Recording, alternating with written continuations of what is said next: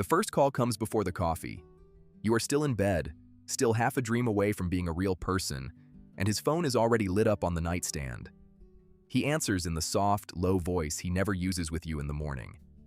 The voice that already loves whoever is on the other end. You hear "Hi, Ma" through the pillow, and you know exactly how the next 20 minutes will go. You roll over. You close your eyes again. You learn very early that in this marriage, you are not the first person he speaks to in the morning, and you never will be one. The first call.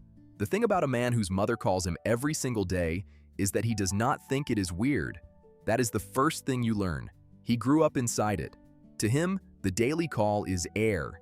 It is what love sounds like. He cannot picture a Tuesday where someone does not ask if he ate. So when you try to mention gently that maybe 7 days a week is a lot, you sound like the villain in your own marriage. The schedule reveals itself slowly. Some days she calls at 9. Some days she calls during his lunch. Some days she calls at 6:47 p.m., while you are mid-sentence about the leak under the kitchen sink. He picks up immediately. He says, 1 second to you, which becomes 1 minute, which becomes 40. You stand there holding a wrench you didn't know you owned. You are still technically having a conversation. It just keeps getting paused for a woman who lives 900 miles away. By month 3, you can predict the call by his face. There is a softness that comes over him that you used to think was for you. Now you understand it was a setting on his nervous system that you have access to only sometimes, when she is not on the line. You watch him pace the hallway in his socks. You watch him laugh at jokes you did not hear. You watch him sit on the edge of the bed at midnight and say, "Okay, Ma, okay, Ma, okay, Ma," in a tone that means he is 12 years old again and has nowhere to go. You learn the rhythms. You learn that Sunday calls run long. That something is wrong if she calls twice in an afternoon. That if she does not call by 7, he checks his phone every 6 minutes like a man waiting to be told he is still real. You also learn the thing nobody warns you about. The daily call is not the problem. The daily call is the symptom. The problem is that there is a phone line running directly through your marriage, and you do not control either end. 3 people in this house. You do not realize a third person has moved in until she starts having opinions about your couch. She has never been to your apartment. She has seen one photograph, but somehow she knows the couch is a little big for the room, and somehow he knows this within 40 minutes of the photo being sent, and somehow it is brought up over dinner like the verdict of a higher court. This is how it works. You make a decision. He calls his mother. The decision is reviewed. The decision is returned to you with notes. He does not think of it that way. He thinks of it as running things by Ma, the way other people check the weather.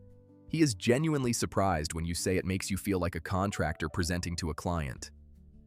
She has opinions about your job. She has opinions about how often you visit your own family. She has opinions about whether you should have kids yet, and the timing, and the spacing, and whether the second one should share a room. She has never asked you any of these things directly. You learn them through him, in the same tone he uses to tell you the weekend forecast. You start noticing the silent triangulation. A disagreement happens.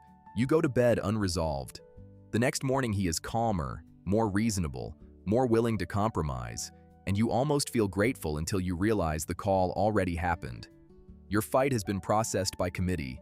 Someone you never voted for is voting on your marriage. There is a particular loneliness in being outnumbered in your own kitchen. You start to recognize the way he says her name. Ma said. Ma thinks. Ma was just saying the other day. It is never a quote. It is always an authority. You are not married to one man. You are married to a man and to the woman whose approval he has been chasing since 1986. And you, the new arrival, are expected to find your place in a structure that was built decades before you walked in the door. The hardest part is not that she is there. The hardest part is that he does not see her there. He thinks it is just the two of you, exactly the way you thought you were marrying just him. 3. The things you do not say. There is a list, and the list grows. You do not say that he sounded happier on the phone than he has sounded with you in weeks. You do not say that you noticed him hiding the screen when she texted, the way other men hide affairs. You do not say that his face changes when he sees her name, and not yours. You do not say that the way he loves her is the way you wish he loved you, and that you are starting to suspect there is only one channel and she got there first. You learn the careful sentences. I just think maybe once a week. I just feel like we never have a full evening to ourselves. I am not asking you to choose. I am asking you to notice. You rehearse them in the shower. You water them down. You serve them at dinner like a hostess presenting something the guest is probably allergic to. He hears the words. He hears something else underneath them. He hears, "I want you to love your mother less," which is not what you said. But it is what lives in the air now, no matter how carefully you package the question. So the fight begins. The fight is never about the call. The fight is about who you are for even mentioning the call. You are made to understand, sometimes kindly, sometimes not, that his mother sacrificed for him, that she is alone, that she gets lonely, that she is getting older, that this is what good sons do. Each sentence is true. Each sentence is also a small door closing on the room where your needs were supposed to live. You learn not to bring it up before he has eaten, not to bring it up on Sundays, not to bring it up after she has cried on the phone, which happens more often than he tells you, not to bring it up when his sister has been mean to her again, not to bring it up when his father's anniversary is coming. The windows of acceptable timing close one by one until you realize there is no good moment to say that you are quietly drowning, and that the woman holding your head under is technically not even in the room. So you stop. You file the resentment in a drawer with the wedding cards and the receipts. You tell yourself you are a generous person. You tell yourself this is what mature women do. You tell yourself there are worse problems than a man who loves his mother. And there are. That is what makes this so hard to name. From the outside, you have nothing to complain about. From the inside, you are eating dinner alone while your husband sits across from you. 4. The performance. Then she visits. You clean the apartment 3 times. You buy the brand of tea he mentioned once. You put away the candle she does not like, the one she has never seen, the one he warned you about with a small, apologetic look. You wear something modest. You wear something nice. You change twice. You greet her at the door with the warmth of a person auditioning for a role she has already been cast in, badly. She is, in person, mostly lovely. That is the cruel part. She brings food. She compliments the kitchen. She asks about your mother. She also walks straight past you to hug him for a full 30 seconds, the kind of hug that is not for the room, and you stand there in your nice shirt smiling at the back of her head. Over the next 4 days, you watch your husband become a different man. He eats more. He laughs louder. He sits on the couch in a posture you have never seen, draped sideways like a teenager. He answers questions before she asks them. He pours her tea without thinking. He becomes, in front of you, the boy he was before he met you. And you understand that this version has always been the real one, and the version you married is a kind of translation. You play your part.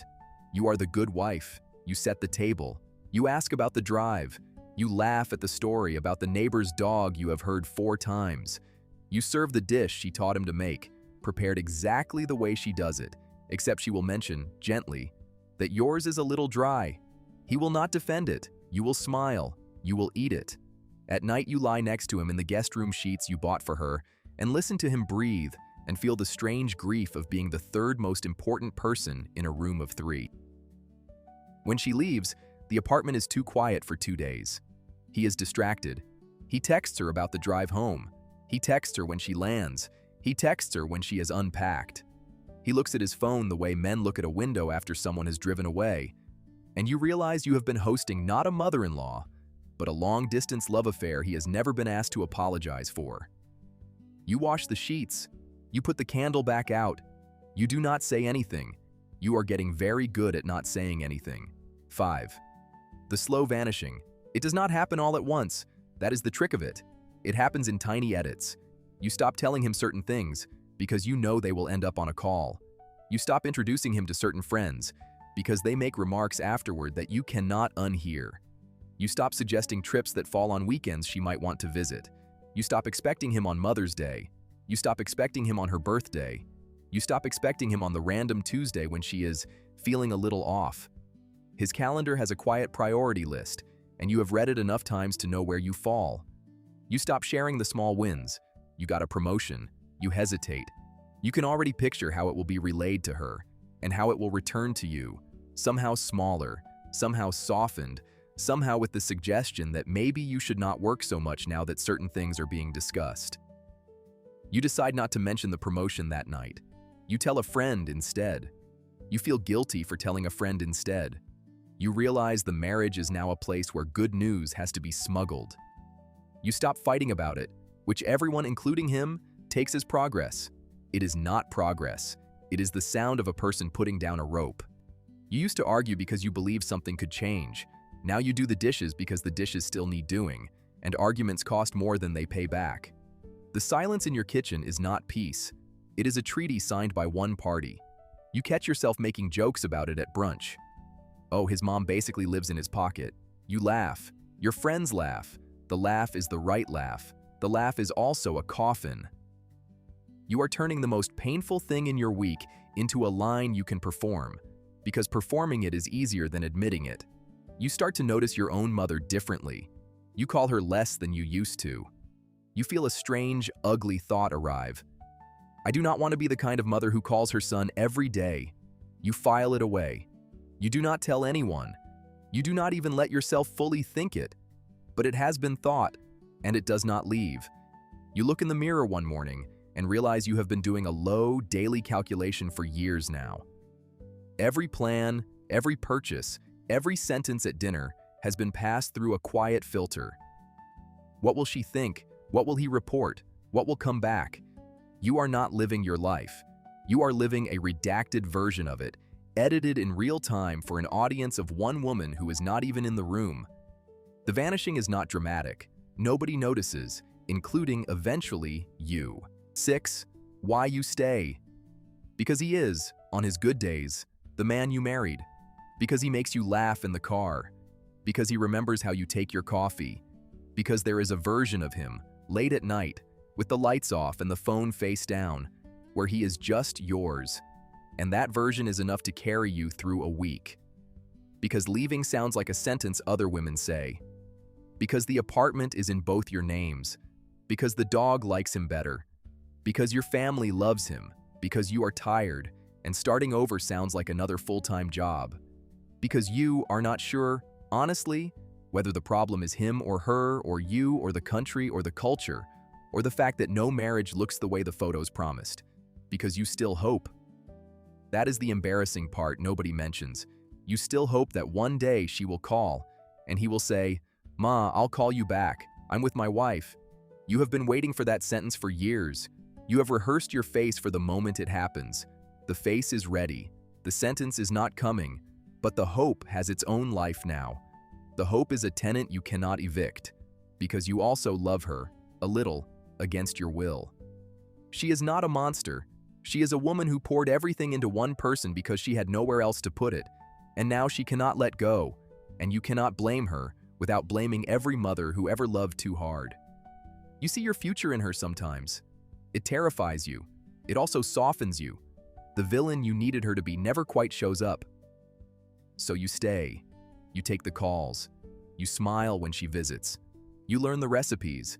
You let him be a son before he is a husband, because asking him to choose would break something in him you are not sure you want to be responsible for breaking. You tell yourself this is love. Some days you mean it, some days you do not. You begin to suspect that every marriage has a third party of some kind.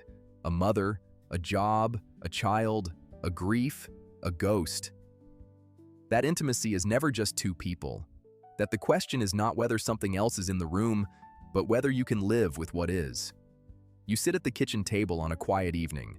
The phone rings. He smiles before he picks it up. You watch him walk into the hallway in his socks. You hear "Hi, Ma" through the wall, soft and low, and you are surprised to find that tonight, you are not angry. Tonight you are just tired. Tonight you are just here. You pour another glass. You wait for him to come back to the table. You tell yourself one more time that this is what staying looks like. You did not lose your husband to another woman. You lost him to the first one. And the worst part is, she was here before you. She will be here after you. And nobody, not even you, can quite bring themselves to call it what it is.